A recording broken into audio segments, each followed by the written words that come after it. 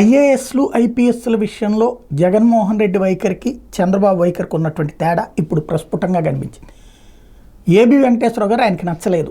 ఎందుకు అంటే ఏబి వెంకటేశ్వరరావు గారు చెప్పిన కారణం ఒకటి, వైసీపీ వాళ్ళు చెప్పే కారణం ఒకటి. 23 మందిని తీసుకెళ్ళడానికి ఆయనే కారణం అంటే అది కాదు, వివేకానంద రెడ్డి హత్య కేసు సందర్భంగా సాక్ష్యాలను జాగ్రత్త చేయమని చెప్పడంతో ఆ విషయం మీదనే వాళ్ళు కక్ష కట్టారన్నట్టు ఆయన చెప్పింది.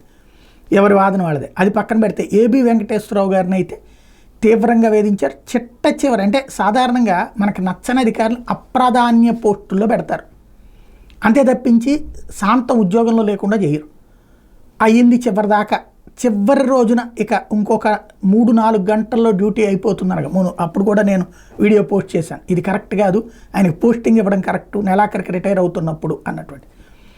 అక్కడ ఆయనకి చిట్ట చివరి 4 గంటల ముందు జవహర్ రెడ్డి గారు జీవో ఇవ్వటం, ఆయన ప్రింటింగ్ అండ్ స్టేషనరీ దానికి రిజైన్ చేయడం, అదే దాంట్లో పనిచేసి రిటైర్ అవ్వడం అన్నది చూసాం. ఇప్పుడు అదే చంద్రబాబు గారు మాత్రం అట్లాంటి ధోరణి అవలంబించాల. ఐఏఎస్లు ఐపీఎస్ల పట్ల అట్లాంటి అవమానకరమైన ధోరణి అవలంబించలేదు.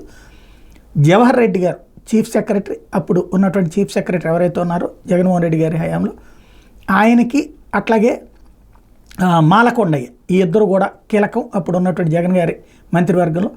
వాళ్ళిద్దరిని మొన్న ఫస్ట్ జిఏడికి రిపోర్ట్ చేయమన్నారు. ఆ తర్వాత ఆ ఇద్దరికి ఇప్పుడు పోస్టింగ్ ఇచ్చారు.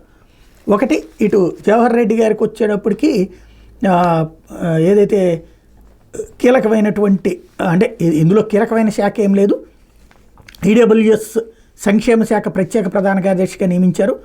అట్లాగే పూనం మాలకొండని సాధారణ పరిపాలన శాఖలో ప్రత్యేక ప్రధాన కార్యదర్శిగా నియమించారు.